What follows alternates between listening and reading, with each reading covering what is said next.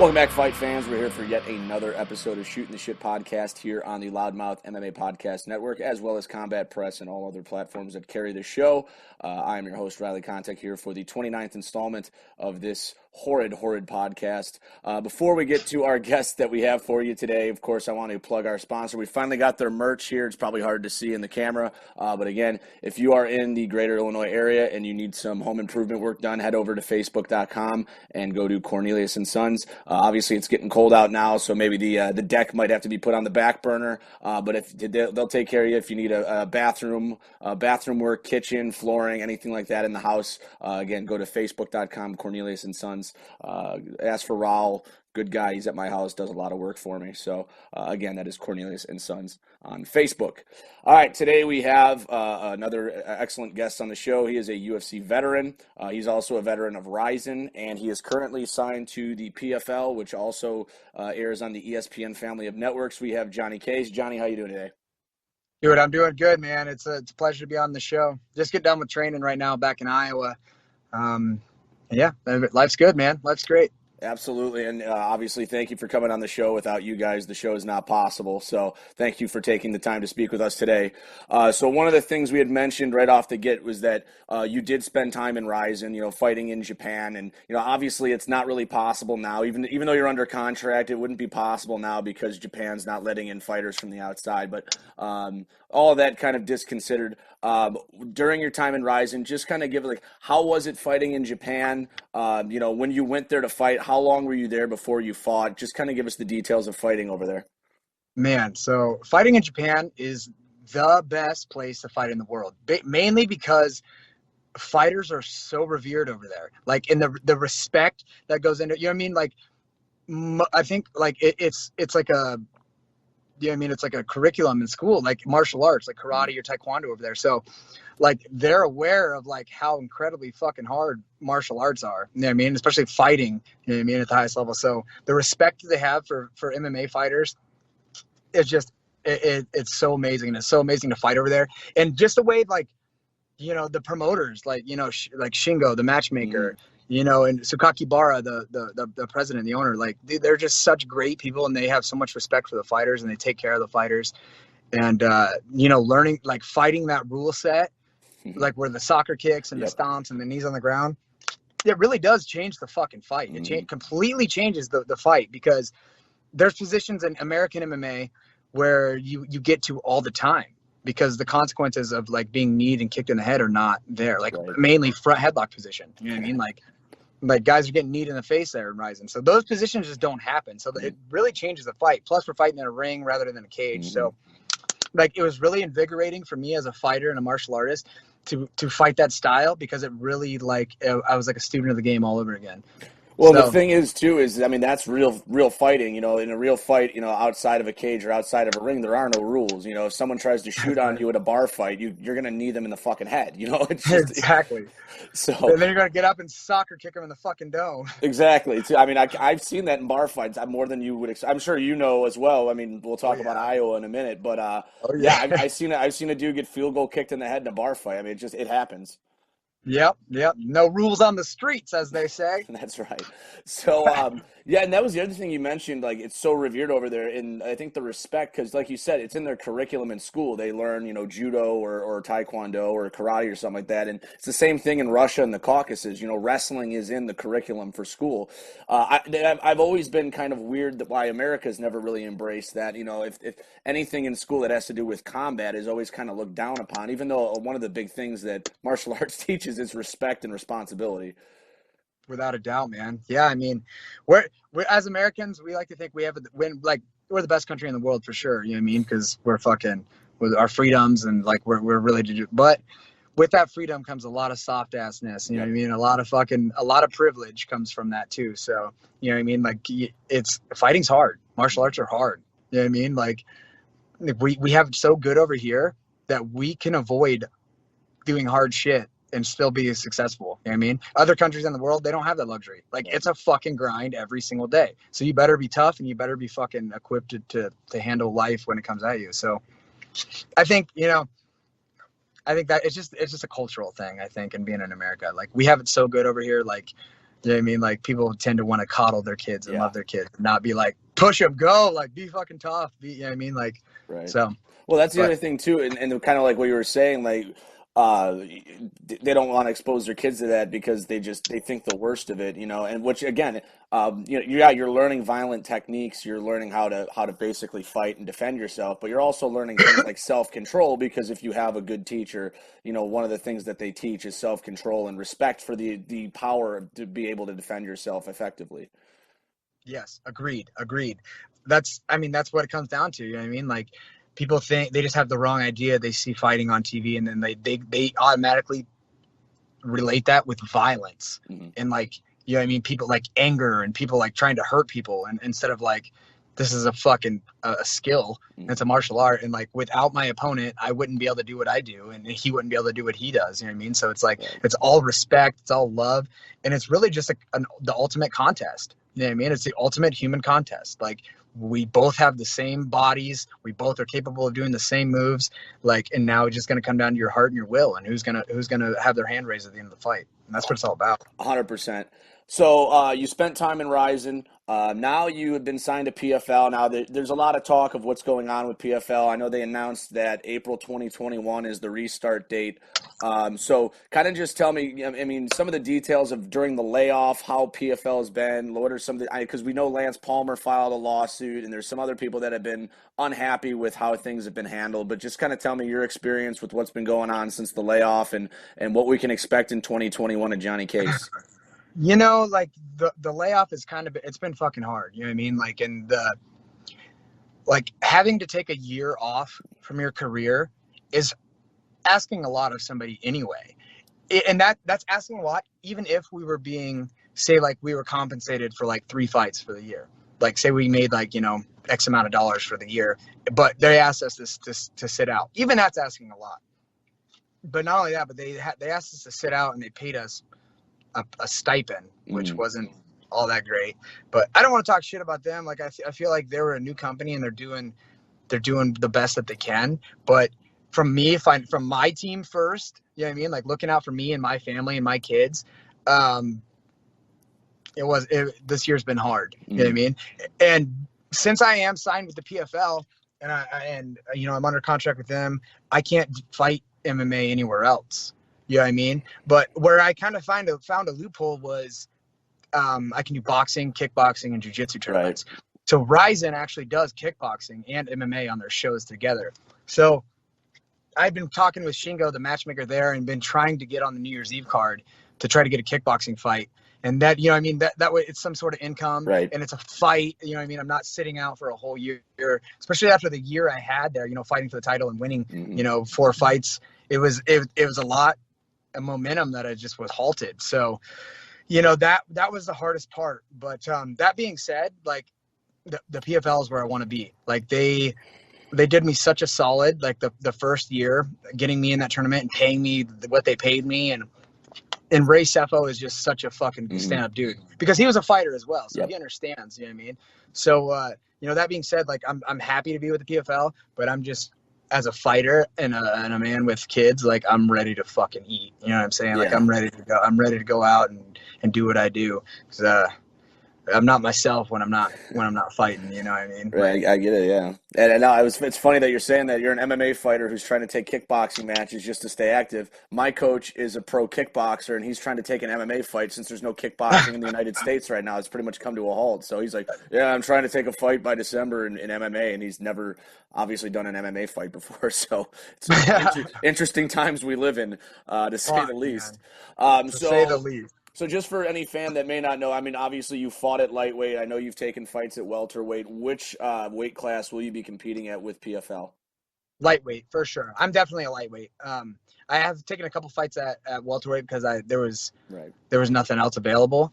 But I learned very quickly I'm not a welterweight. Like, I reached out and popped this guy with the cleanest jab I've probably ever thrown. And then he just grabbed me by the shoulders and threw me to the ground. I ended up winning the fight, but still, it was like, to be fair, flyweights do that to me. So, and I'm basically a light heavyweight. So, Shit, dude. Hey, skill is a real thing, but Yeah. there is no substitute for strength and athleticism. I learned that quickly. I think we know that with Greg Hardy. I mean, who would have thought he'd be in the position he's in? He's just a freak athlete that picked it up as quickly as he could, and he's beaten pro kickboxers in striking matches. So Yeah, exactly, man. That's kind of it's there's something to be said for that. That was something I was kind of naive to for the longest time. Like, oh, I know how to fight. I'm gonna outskill this guy. It's like, well, even if Brock Lesnar didn't know how to fight, he would still fuck up a lot of people. I mean, just off the wrestling, I mean, that's kind of how he carried himself in the first few fights, anyways, until he rounded even himself without up. wrestling, even if he was just the big human that he is, like, how would you hurt that guy? Yeah, his head's made out of concrete. I mean, yeah, you hit him with a baseball bat and you just fucking look at you sideways. Like, yeah. It's like, oh. There's the famous story. I don't know if you ever heard this one. This goes to the pro wrestling podcast world, but one of the promoters who's a legend in wrestling, he had did something to one of the wrestlers. I think it ended up being his wife, and he did something that he wasn't supposed to. And he goes, "Listen, Brock, you're gonna kill me." He's like, "You could kick my ass without even trying. So I'm not going to fight you. I'm going to shoot you." Yeah, no kid. That's it. You're gonna have to get shot. I'm sorry. I don't want to kill you, but I also don't want you to beat me to death either. So exactly. And I was just like, yeah. What else do you say to a guy like that? Now, as you mentioned, you're out in Iowa doing your training. I know you've split time in other states as well at other camps. But the one thing I always like to bring up, because it's the one place in Iowa I've been, is the Bettendorf, Davenport area. Very interesting. Yes. Very interesting place. If you talk to Pat Miletich, he's got great stories.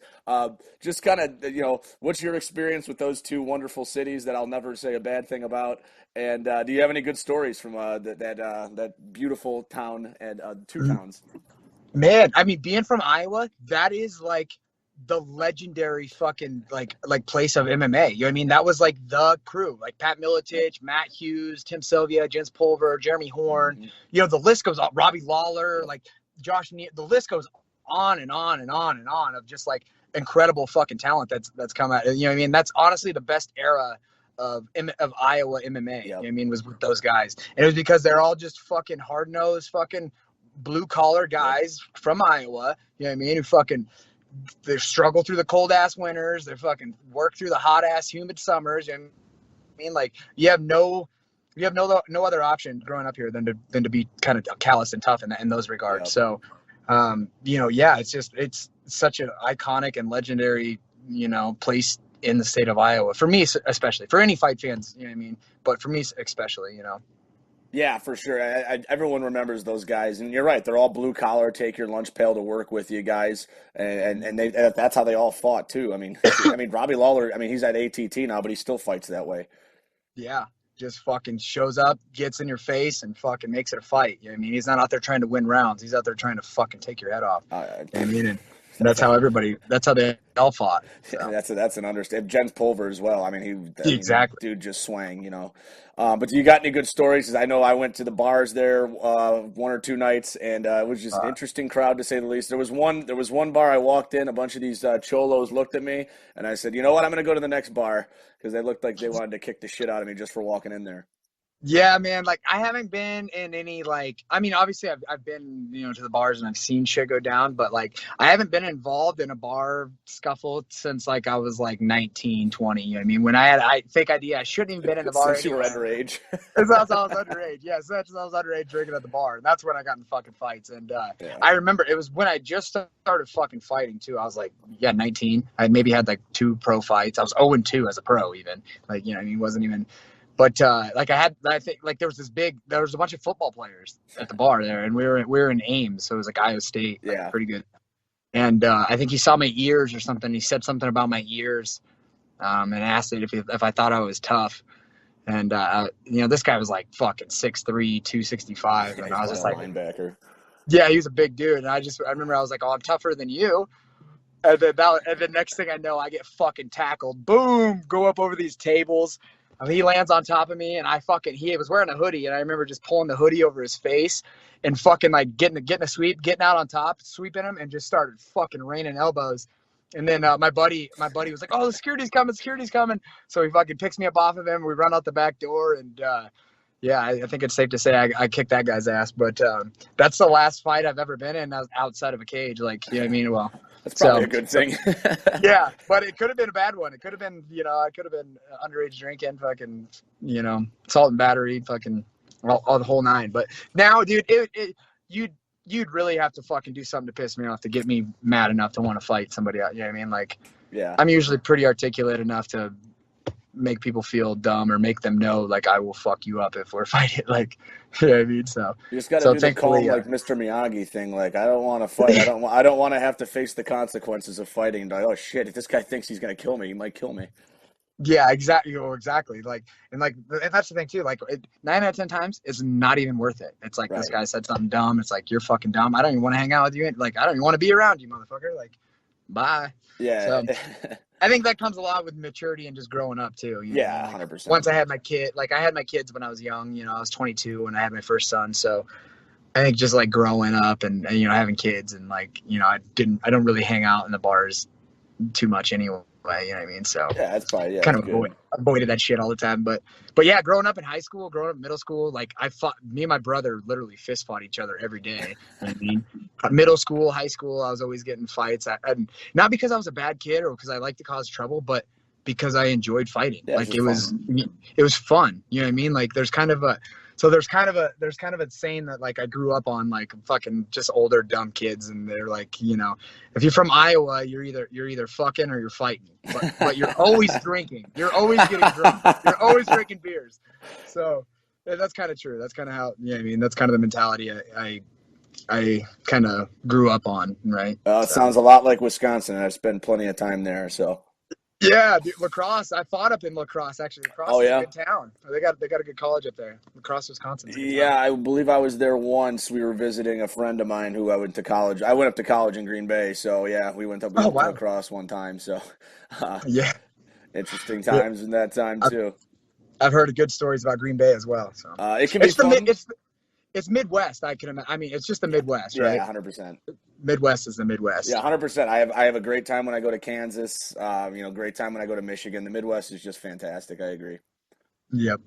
All right, so let's go on to we'll do the upcoming UFC card for this Saturday. We'll just do the main event because as of right now there is no card order, and as I was saying before we came on the broadcast here, there's not a whole lot of fights that I could tell if they be the main card or prelims. They're very hard to discern. So we will just talk about the main event. We have Islam Makhachev taking on former lightweight champion Rafael dos Anjos. So, Johnny, why don't you take a look at this fight breakdown? What do you think is going to happen here? What's the best game plan for both guys? And then if you have a prediction, go ahead and throw it our way. You know, I'm really impressed with Islam. I think that he's fucking, you know, pretty much most of the Russian fighters, you know what I mean? Like they're all fucking just solid across the board as far as like their wrestling, their striking, you know what I mean? Their submission defense.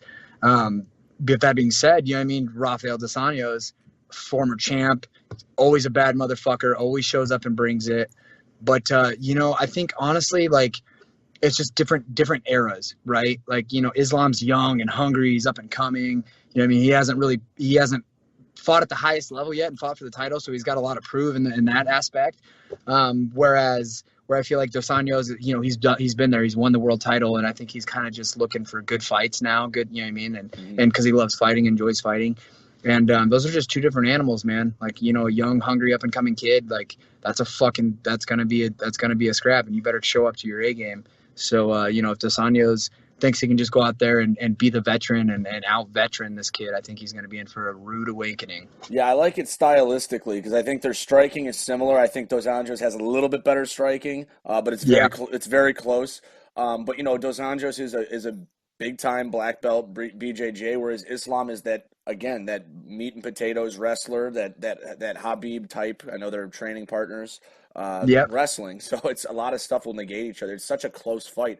But, I mean, you got to look at recent track records. Rafael's 1-4 in his last 5. Now, it's not like he's been fighting chumps. The losses are to Covington, Usman, Leon Edwards, and Mike Chiesa. You know, so he hasn't been taking on chumps, but he is 1-4 in his last 5. You know, Islam is on a 6-fight winning streak. He just turned 29 years old, so he's probably still approaching that prime of his. You know, most of his fights go to decision, but he does have 2 finishes in his last 4. So, but a guy that I wish would be a little bit more active. He hasn't fought since September of 19. So, now, do you have a prediction for this fight, or do you think this is a toss-up, or what do you think here? You know, I think I'll take Islam by decision. I think you know what I mean? Like, I think, Desantis definitely has the skills to win the fight, but I think it comes down to that hunger, like the young up and comer. He's got something to prove. I don't know if I don't think Dos Anjos is going to be able to finish him. I mean, everybody's got a punch. Everybody's got and Dos Anjos got good submissions as well. So, if Islam gets lazy with the takedown, then I could see, Dos Anjos getting a choke. But as far as like, if I'm going to put this tactically down on paper, I think Islam's just going to get the decision. For sure. I'm on the same boat. I think your breakdown is correct. I think that Islam's grind is going to eventually, start taking a toll on Dos Anjos' cardio. And that's, I think, he starts to cruise in the third round on, and then I think, he tires him out and enough that he just dominates in the last few rounds. So I will also be taking Islam Makhachev here, also by decision. And that fight gets him a top 5 guy, in my opinion, after that. I mean, Dos Anjos is top 15, 100%, but I think it gets him a top 5 guy after that. And I know Dana likes him too, so. Yeah, I think that's fair. And he's got, what I mean? Like that, I like that style. Like it, yeah. And I like that style because I appreciate that style because I've been on the fucking receiving end of that. And there is no worse way to get your fucking ass kicked than to get wrestled and dominated and mauled. And like you work so hard to get an inch and they just break you down and fucking punch you in the head. So like, I like that style. I appreciate that style because it is the worst way you could possibly get your ass kicked. Like it's like you get caught with a punch, you get knocked out. It's like, whatever. You get caught in a submission, you're like, fuck, he was a little more slick than me. But you get dominated like that, man, that fucking makes you question your manhood almost. Like, you know what I mean? So yeah, it's frustrating for sure. It's frustrating. It's frustrating and it's exhausting. Yeah. Yeah, I mean, that's why they call it a grinding style. I mean, that's literally the best way to describe it. It's you're just getting grinded out and, that's just how it is. So, all right, Johnny, we will let you go. I'm sure you got some stuff to do tonight. Well, we're in the same time zone. It's 8:30. Daylight savings. Yeah. So before I let you go, I will let you whore yourself out right now. Would you like to thank anybody? Where can we find you? Go ahead, take the floor is yours. Yeah, dude. I would like to thank you for your time, man. It's a fun conversation. And, I'd like to thank all my training partners back here in Iowa at Absolute MMA, all my training partners at Extreme Couture, all my coaches.